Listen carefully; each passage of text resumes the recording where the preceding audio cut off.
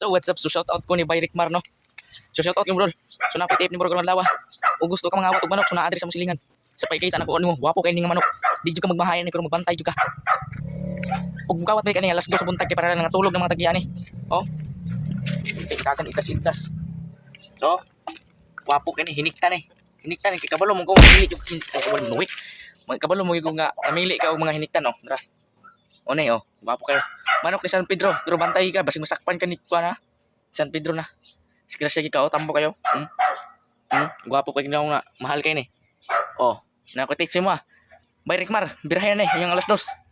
So, gaya. Di ba? Talo! Ang labok ko, guys. Gusto kang pula dre. Ang labukan ko. Oh.